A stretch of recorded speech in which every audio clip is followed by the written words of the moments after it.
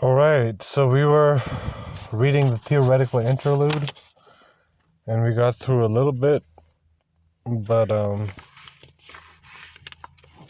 now we're talking about social forms more. So there is no orderly society without sacrifice, nor order. So they've talked so far about the violence and the violence between individuals and violence of nature, and how it is controlled by the selection of the individual who serves as a priest and a scapegoat. A prince and a scapegoat at the same time. And then there's a priest figure. And both of those prince and priest figures are fused together today in this idea of democracy and government, but usually in a very holy status, a quasi-god being, either the pharaoh or the,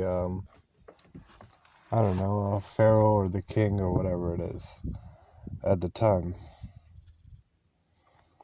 So there is no orderly society without sacrifice, nor order without disorder. But to function permanently, this sacrifice must be described in a myth that priests repeat and that princes obey. So there's a permanent myth, or a myth always permanently, that priests repeat, and priests being the academia today, obviously, and all the experts on your TV, all the expert priests, and princes obey. So the government follows their dictates, basically, and takes it all as, undisputable fact. A notion of the sacred brings order to violence. Ever since the first sedentary social forms, perhaps 10,000 years before our time, there have been three ways to control violence: the religious, the military, and the economic. The first mediates man's relations with nature and the fact of death. That's the religious order.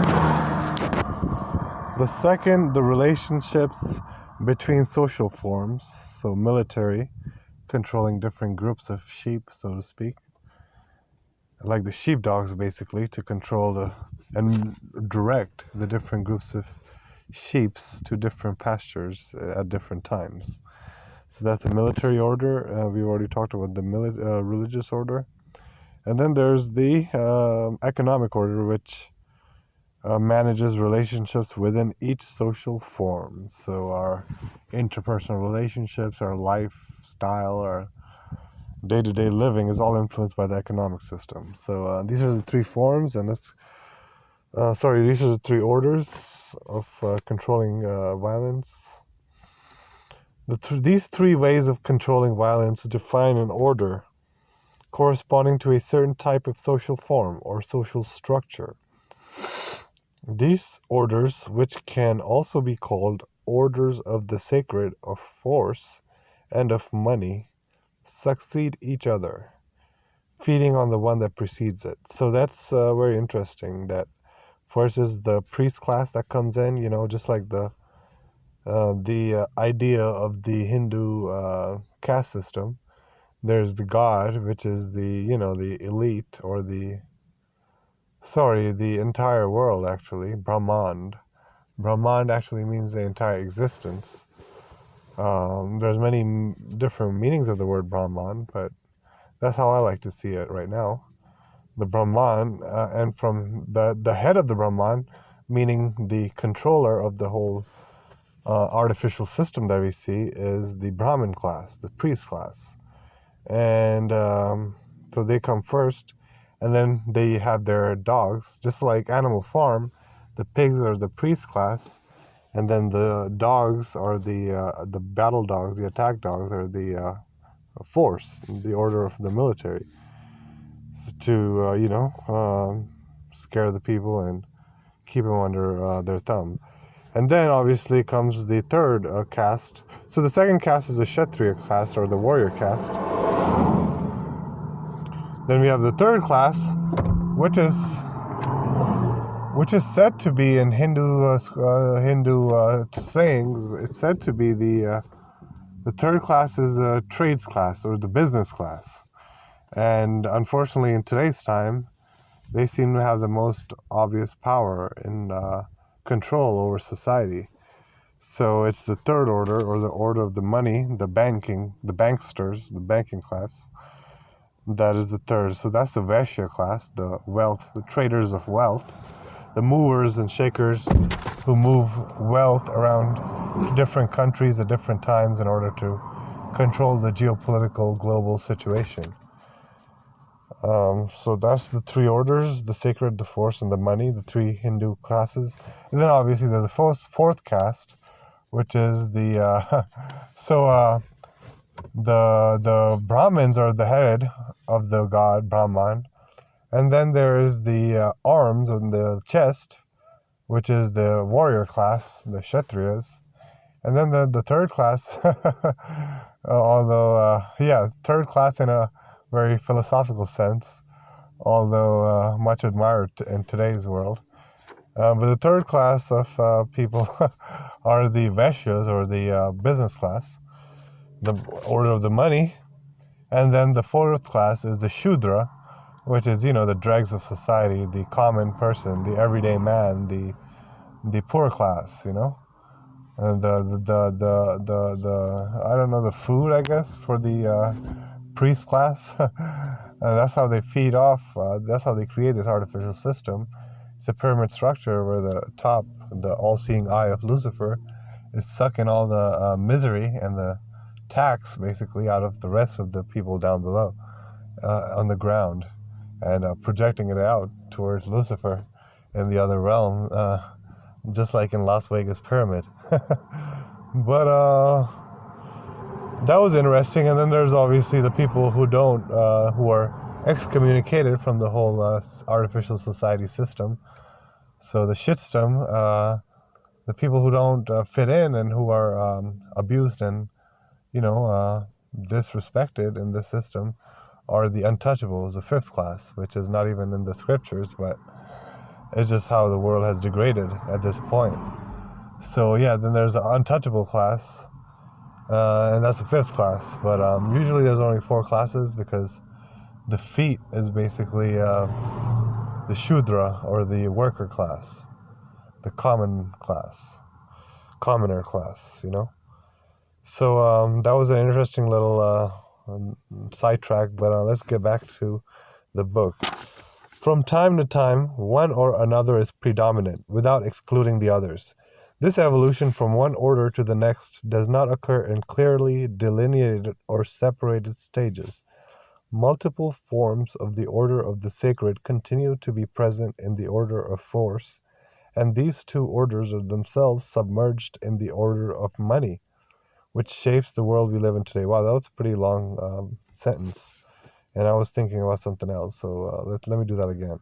Multiple forms of the order of the sacred continue to be present in the order of force. So that's very interesting, because, before there's any war, or simultaneous with the war, there's always a propaganda like, oh my God, Saddam Hussein, he's burning those babies in incubators, he's a real evil monster, and at one time they were saying that he was behind 9/11 with that evil caveman, Bin Laden, the Laden bin of the towers. But anyhow, so that was how propaganda, or the priest class, affects the wars, or the order of force. And these two orders, force and priest class, or the military and the police and the priest class, are submerged in the order of money. So obviously, you cannot have money without these two orders, drilling imposing their will upon the feet of the god, the commoner class, the Shudra class. So, which shapes the world we live in today. So all of this shapes the world we live in today. The functional trilogy of power remains with us today. This is so because we have never escaped So this is his theory, it seems. This is so because we have never escaped from the necessity to negotiate with violence. Oh. So, he's just saying that, these priest class have to use violence, and there's always violence, so it's not so bad if we use violence to make the feet class walk on our behalf and carry us. So that's what he's trying to say. That's what it really means for me. But that's what this whole theory about violence, and he's trying to cloak in a very sociological context, obviously, because he himself is a very influential and respected figure in Europe. So yeah, so it's very scientifically said that we have never escaped from the necessity to negotiate with violence. With the gradual extension of the size of social forms and structures, the control of violence is no longer founded on religion alone, but becomes partly political and economic as well. So that's a very interesting thing. When politicians pass laws which affect the whole economy of the country, like for example, banning, for example, the free trade global agreement done in America and sealed the fate for America in the 90s, and basically shut down all the factories and all the manufacturing. And it happened again at the recession with the car companies and the airplane companies. But it's interesting that economic forces are used to, do violence on groups of people, and same with the political, obviously. The link to violence and to death oscillates between the sacred and force when great empires are built, then between force and money when capitalism emerges. So that's another great thing. So in the 1900s, and the 1800s rather, when they were expanding across the whole world, they were using a lot of violence, obviously, and they were using a lot of sacred and force to build these empires. So obviously, it wasn't just the military. I mean, Indian people used to love the British back when in the 1800s and so forth. They saw them as better than the petty rulers because they actually had standards and a very good presentation, and of course, the finest conning tactics probably gotten from the Indian priest class and their archives. But anyhow, yeah, so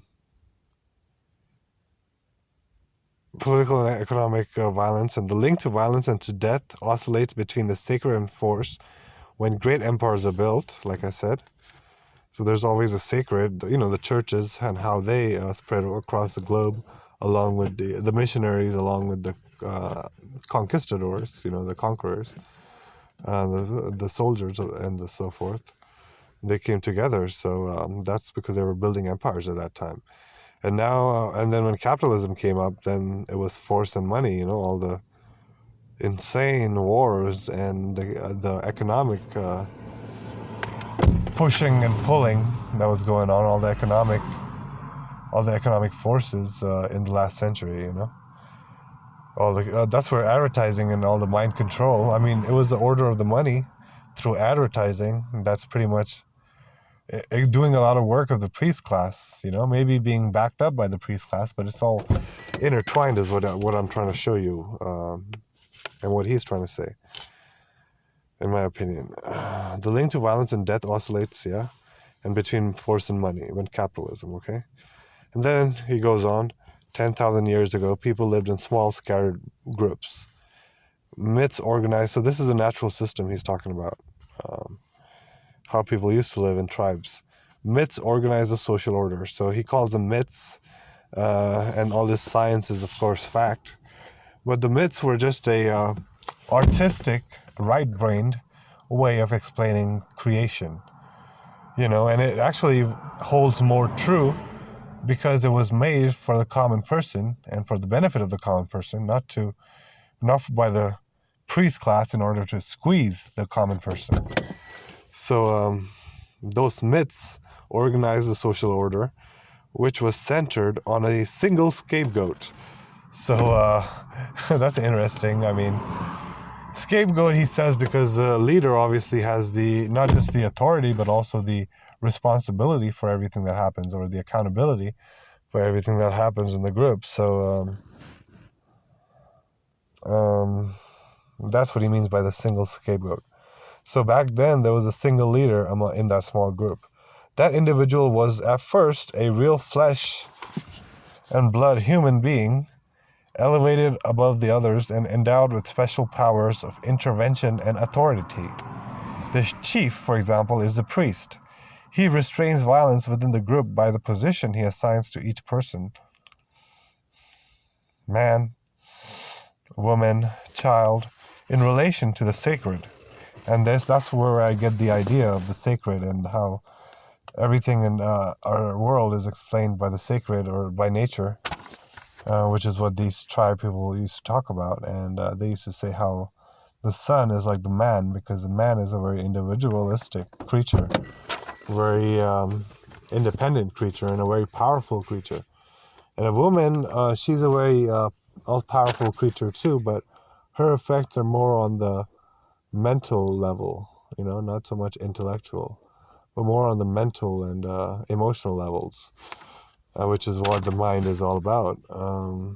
So she's the moon, because you see how the moon is never constant, but always captivating and mesmerizing and attractive. And then there's the child, which is all the stars around the women who take care of the children in a natural system. So that's why there's so many stars, but only one moon and one sun. So it's just the man, woman, and child, which I did in my Universal Secrets video. Showed you some geometry, sacred geometry. But yeah, in this natural system, everything lives. Nature as well as man-made objects. There is a spirit that dwells within each object. And this is the same thing in Hindu philosophy too, because Hindu is a very animistic religion. To exchange objects is to exchange lives. In order to survive, one has to eat the flesh of animals or the bounty of plants. So it's all about explaining and respecting the transfer of energy that goes on in the natural world, And here it's like, in the order of the money, it's pretty brutal in comparison. The desert of the real, just like Morpheus in the Matrix said. So to exchange objects is to exchange lives. In order to survive, one has to eat the flesh of animals or the bounty of plants.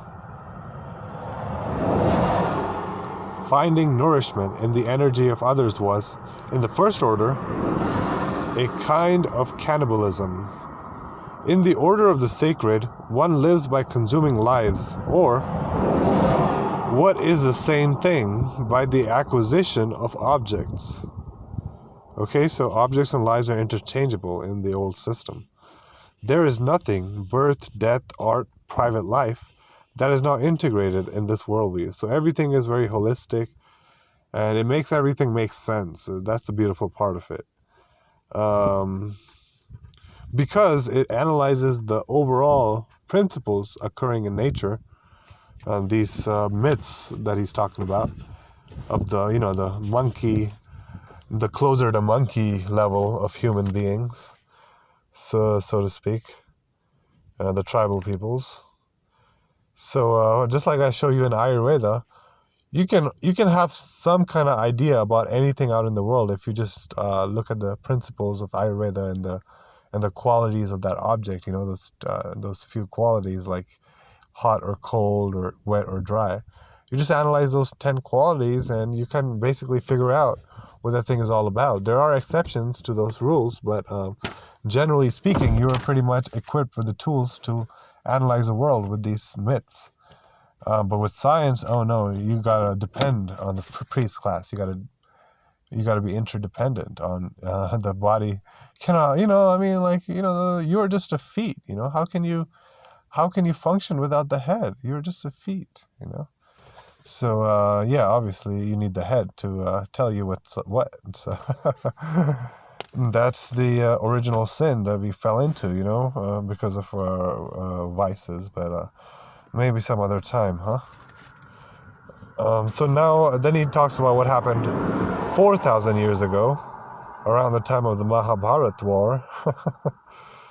And it's pretty much true, because villages joined together, and we hear about how Krishna lived in a village, and how there was all these wars going on, and villages were banding together to fight the evil bad guy, boogeyman, king guy.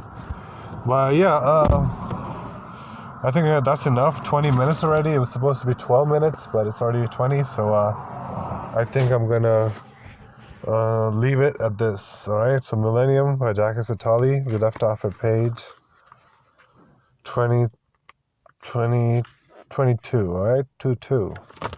All right then. Till next time.